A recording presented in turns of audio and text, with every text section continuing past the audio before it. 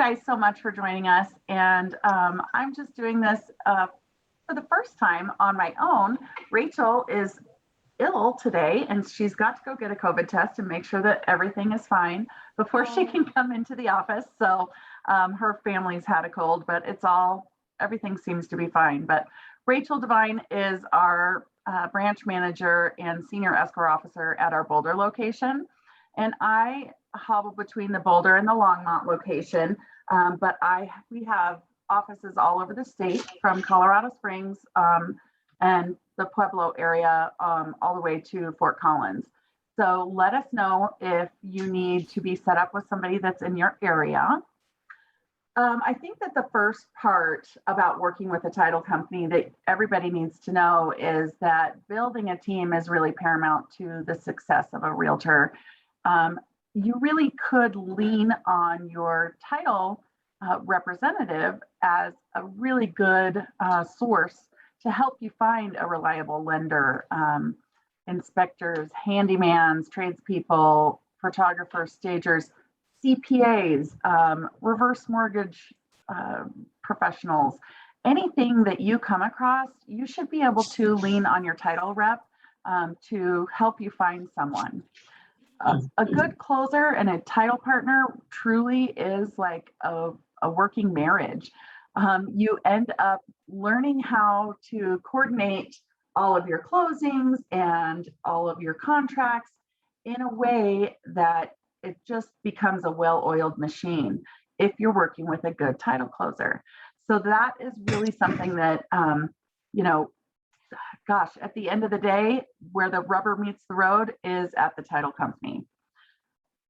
Also, you can use your title team to help you grow your business.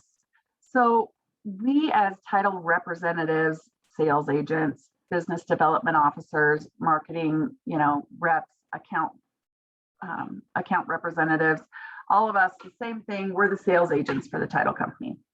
Our job is to set you up with the tools and the programs that are going to help you grow your business. Some of the things that my favorites are down at the bottom.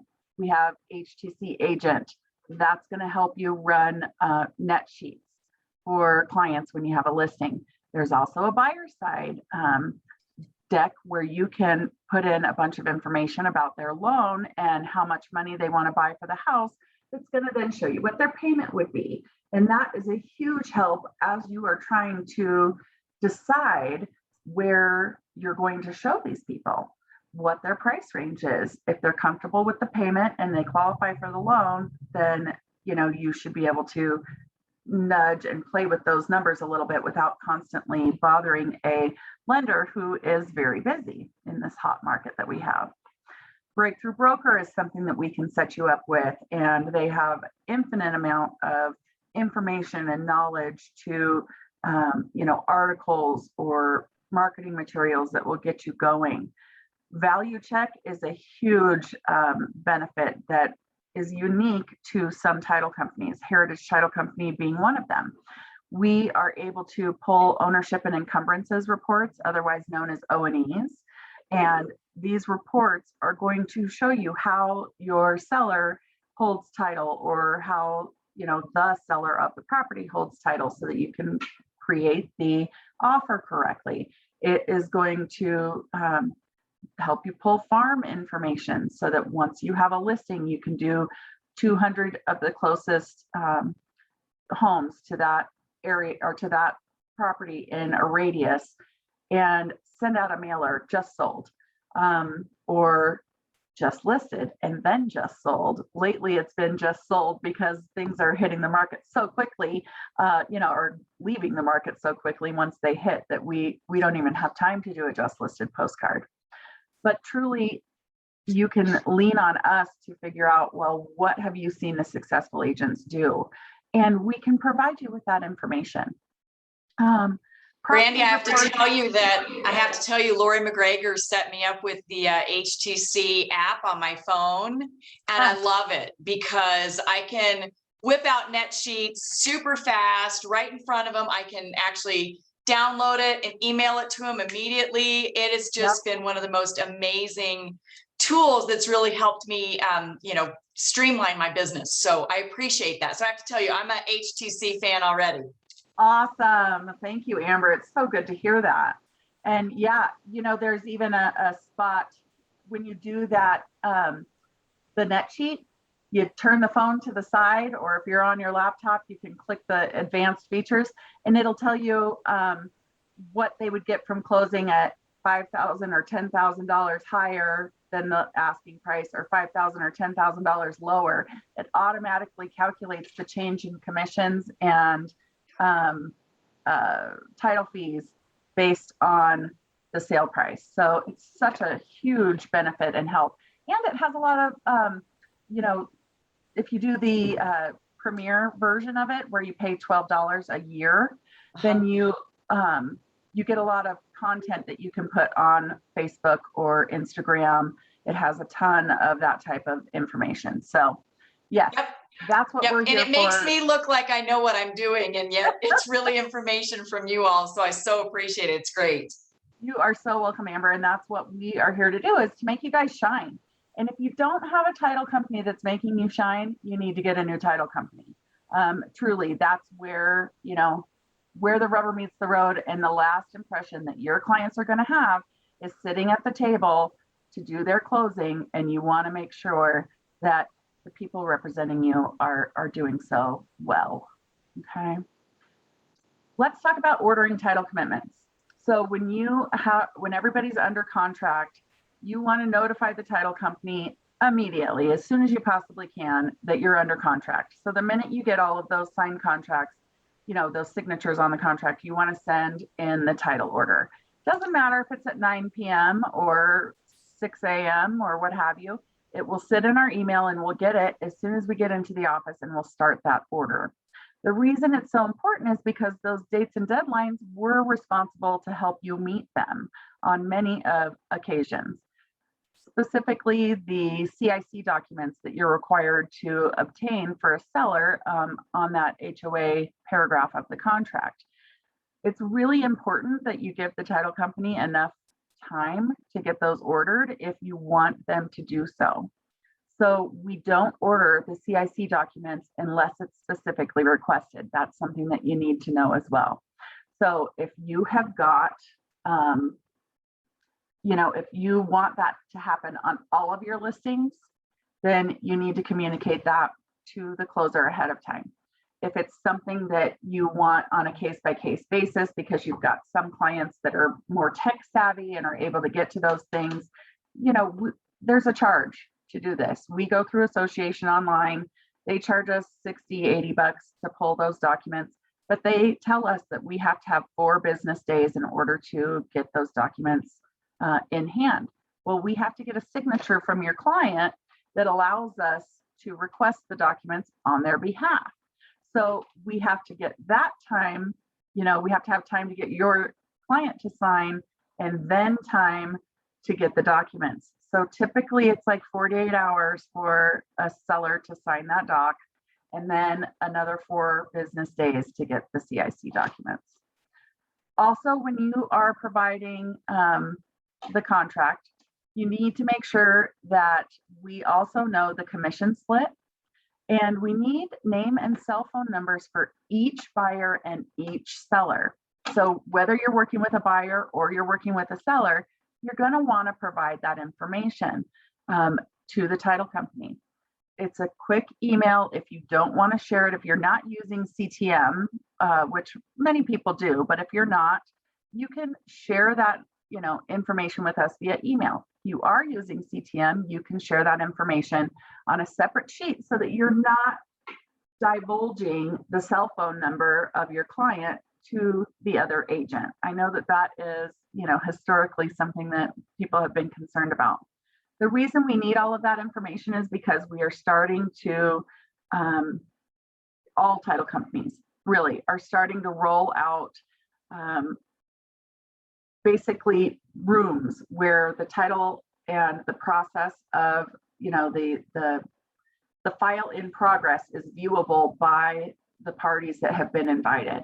And it's a secure way to do things because, as you know, wire fraud and things like that are happening through real estate agents' email addresses and even title companies' email addresses, because we are a hot target for those criminals. They fish, and watch our emails unbeknownst to anyone here, and then they copy your signature line and they tell your buyer, oh, you need, to send this money to this account number. It changed by 1 digit. And all of a sudden the money's gone and everybody's up in arms. So that's why we want to have these secure portals that are holding the information, because it's harder for the criminals to get into them. And that's why we need all of the information that we need. So making sure that I have everything on this slide. You also want us to have that contract right away, because the buyers drop off earnest money many times before we've even received the contract. That just gets everybody up in arms right away. And they're like, what do you mean? You don't have my order? We're like, well, we will probably get it, but it just takes a little bit of time. And everybody is in kind of a panic. So if we have it right away, we open that order. By the time the earnest money gets in, we can provide a receipt immediately, and everybody, starts off on the right foot. Any questions on that? Okay.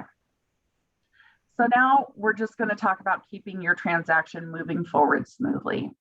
So the do's is keeping the title closer and the title company in the loop. A lot of times transactions fall. It happens. They just, they don't make it to the closing table.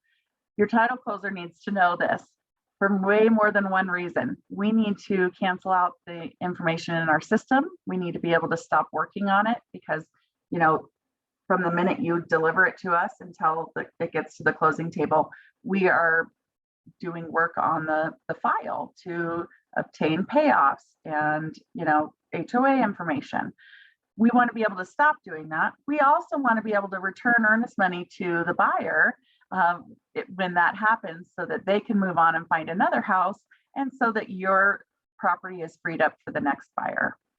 Also, something that comes up at the closing table more frequently than it should is that the sellers need to have a bank account that matches the way they hold title. So the names don't have to be exact. It can be Bob Smith instead of Bob J. Smith, or Bob J. Smith instead of Bob Smith. But if your clients are married and they hold title jointly, they need a joint account. If they don't have a joint account, we need to know a couple of days in advance so that we can get a form filled out stating how they want the funds to be split up, 50-50, 60-40, however that happens, okay? Also, a lot of times people will own title or own a property in the name of a trust or an LLC. And they're protecting themselves, from lawsuits or what have you. It's a good idea sometimes to do these things. However, a lot of people will set up a trust or an LLC, and they never go to the bank to set up an account with the name of the trust or the LLC on it. This is a panic situation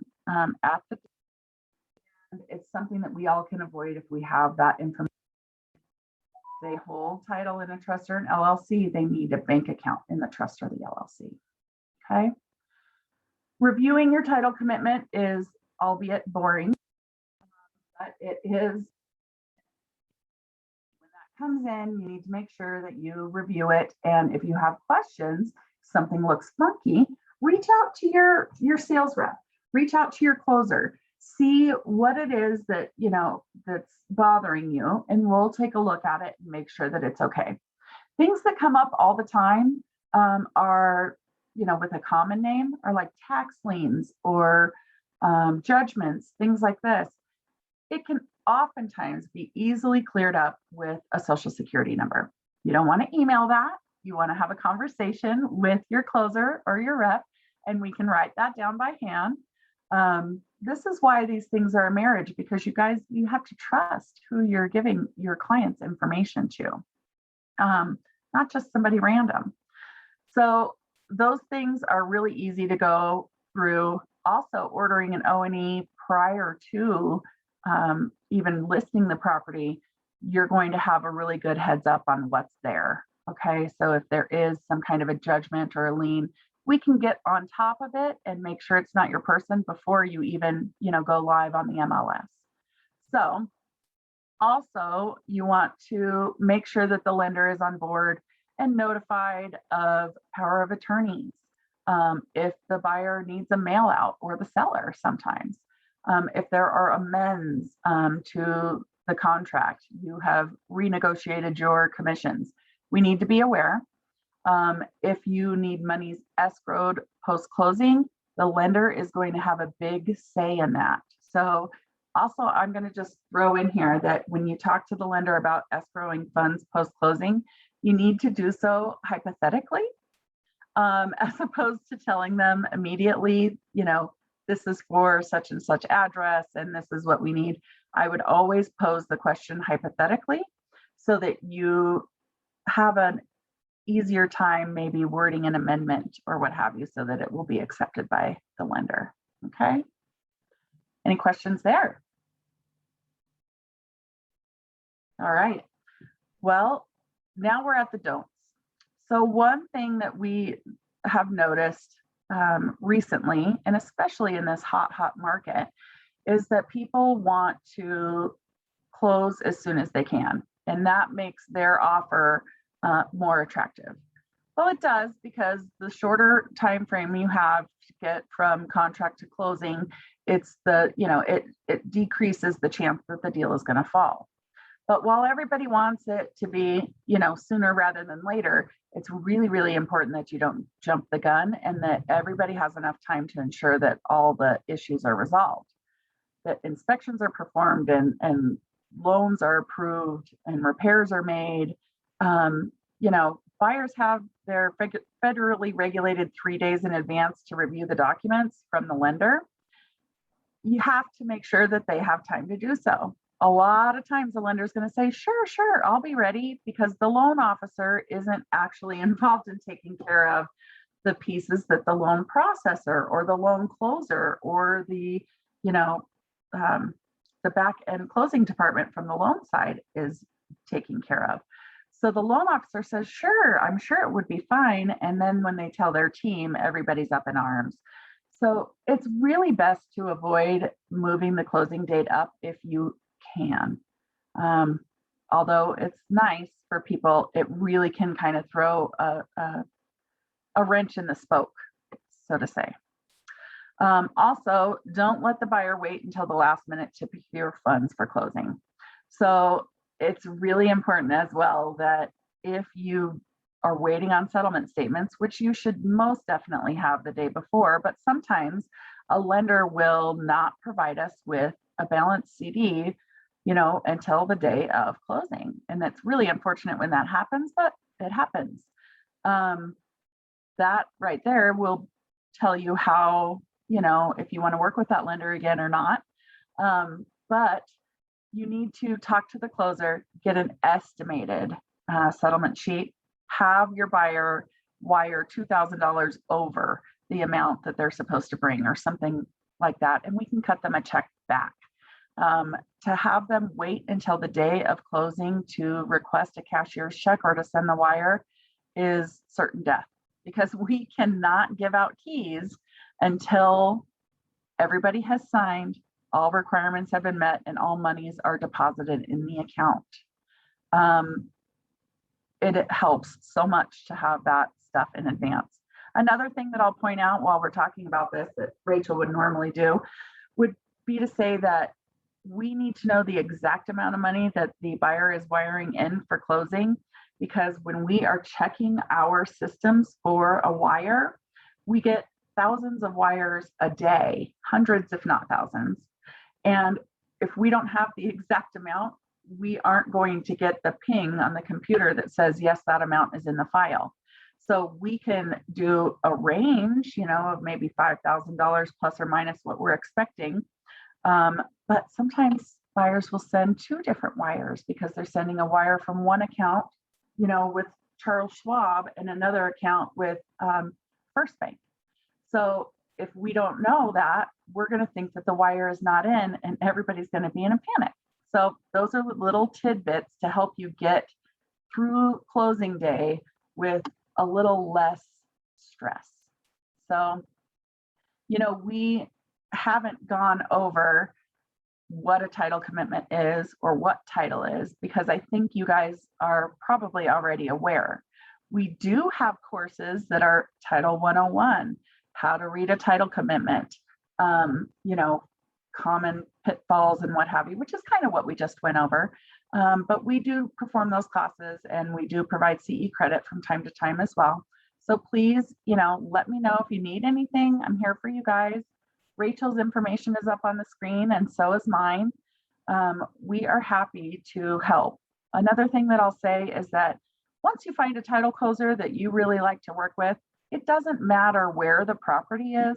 That title closer can work on the deal with you, and then just have somebody in Colorado Springs do the signing for you. So for instance, if you are working with Rachel, she's in Boulder, you've got a property that your clients purchased in Pueblo, she will do all of the back end stuff.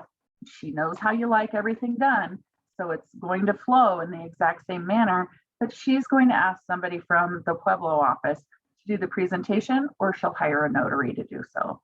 So that's something that I just thought of that is helpful for you guys as well. Title insurance is the rate that you pay is based on where the property is, as far as the title insurance premium, but the closing fee should be based on where your office is, and that's how Heritage Title does it. So you always know when you go to write that contract that the closing fee is $370, split between buyer and seller, it would be, the $185. What questions can I answer for you guys?